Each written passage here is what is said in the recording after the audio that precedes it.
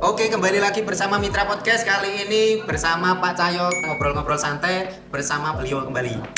Oke, selamat semuanya, selamat sore dan tetap semangat ya untuk teman-teman konsultan properti yang di luar sana dan adik-adik semuanya.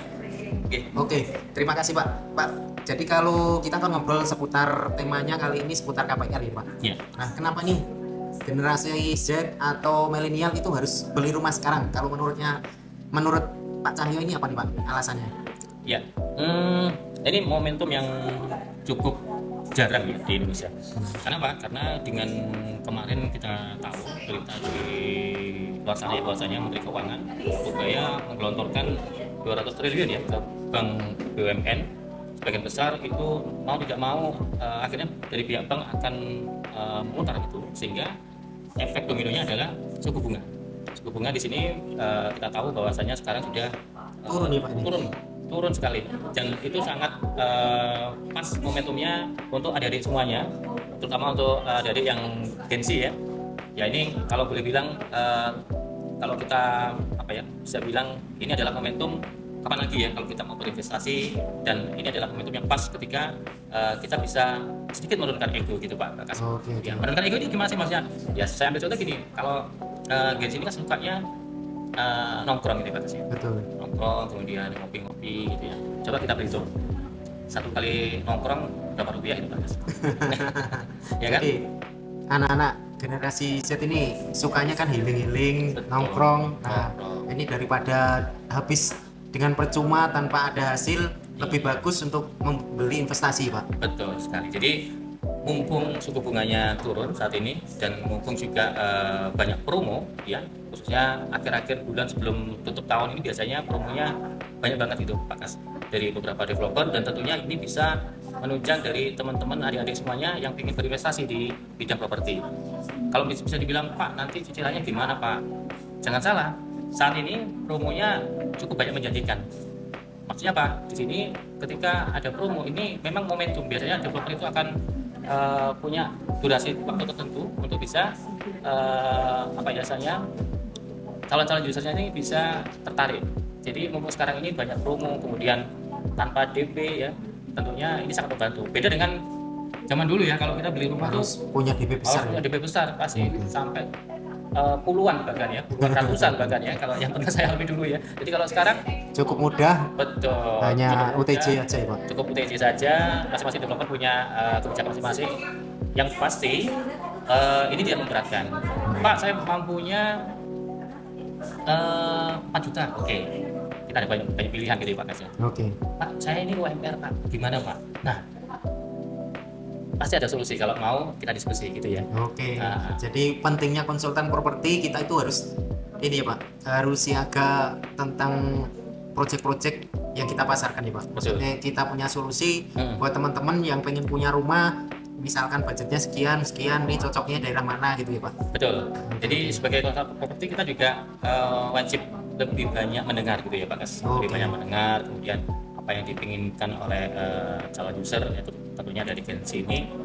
Pasti saya yakin banyak lah permintaannya, Pak saya pinginnya rumahnya dekat Surabaya, cicilannya 1 jutaan. Nah ini kadang kalau kita berpikir sepotong-sepotong mungkin agak mustahil gitu ya, tapi kalau kita mungkin mau kita explore gitu ya, bagaimana penghasilannya, mungkin dia di luar sana punya bisnis dan sebagainya, tentunya itu akan banyak memberikan peluang ketika kita bisa bertemu ya, berdiskusi.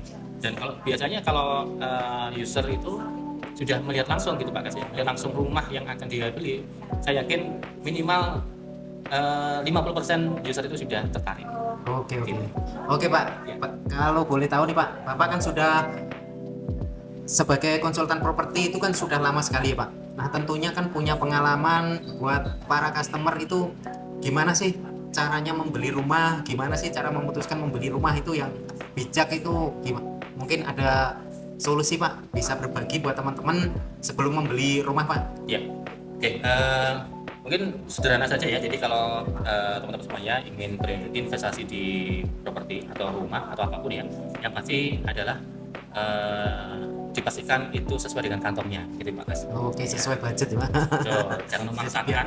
tidak gagal bayar ya. Betul, karena seringkali saya handle beberapa user itu seringkali itu tadi Pengennya rumahnya besar, pengennya rumahnya besar mewah gitu, tapi tengah kota, tapi Betul. budgetnya itu minim gitu ya, ya. jangan sampai besar pasak daripada tiang gitu ya, Oh dari iya. semuanya ya. Jadi harus berpikir realita ya Pak. Betul. Jadi kalau pengen aman, pengen ini, jadi investasi itu jangan dipikir apa ya sekilas gitu ya, tapi jangka panjang.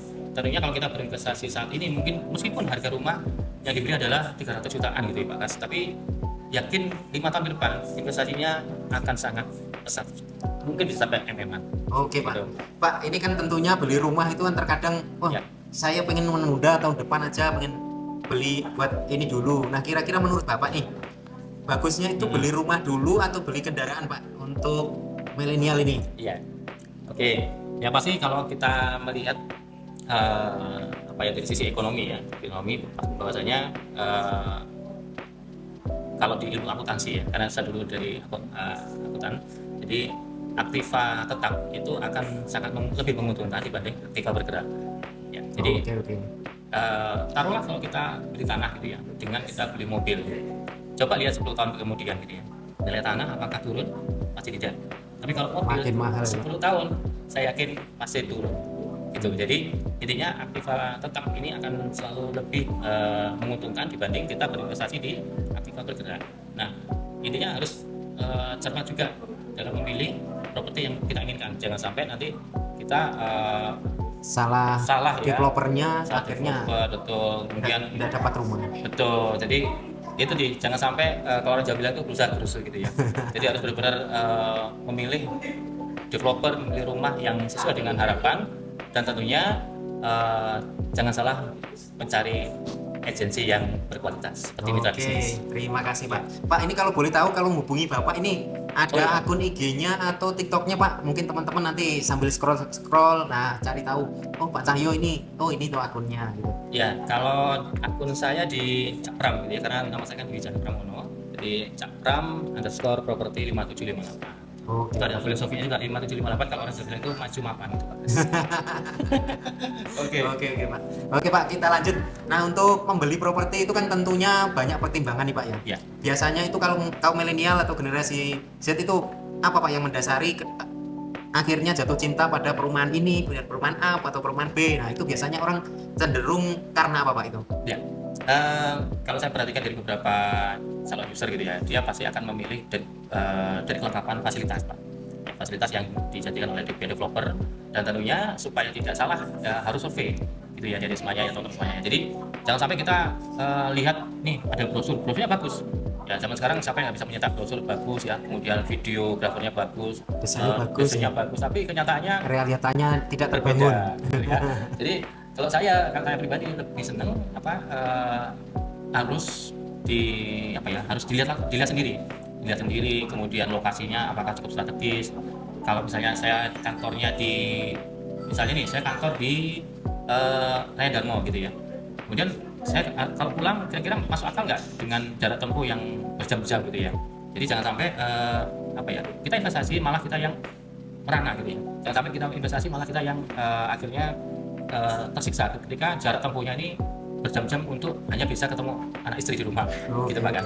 Jadi pastikan sebelum Anda berinvestasi tentunya disesuaikan dengan lokasi yang diinginkan ya. Oke. Fasilitas memang banyak sekali dari pihak developer yang menjanjikan, tapi yang pasti adalah pastikan dulu lokasinya itu benar-benar terjangkau dan tidak terlalu makan banyak waktu ketika kita harus pergi ke kantor sampai dengan ke rumah. Gitu Pak. Oke Pak, mungkin ini punya pesan-pesan ini enggak Pak untuk teman-teman yang pengen beli rumah atau para buyer yang masih menabung atau masih ngumpulin uang nih Pak. Mungkin ada pesan-pesan nih Pak biar segera memutuskan beli rumah. Untuk teman-teman semuanya ya, khususnya untuk para calon buyer ya, tentunya kebanyakan memang pengantin muda ya kalau saya perhatikan ya. Ini tentunya kalau saya kembali lagi ke saya sendiri ya sebagai kepala rumah tangga, tentunya harga diri laki-laki itu ditentukan dari bagaimana dia bisa membuat rumah untuk keluarganya sendiri. Wis, cakep. Ya, jadi jangan sampai nih kita gengsi gitu ya. Gengsi apa, bawa mobil mewah tapi parkir masih numpang gitu tangga gitu ya. Jangan sampai seperti itu. Jadi intinya untuk ada di semuanya, khususnya para cowok ya, calon kepala rumah tangga atau yang sudah berkeluarga saat ini, buktikan kalau Anda menjadi kepala rumah tangga yang bisa bertanggung jawab untuk keluarga, bisa menafkahi keluarga dan bisa mempersembahkan rumah impian.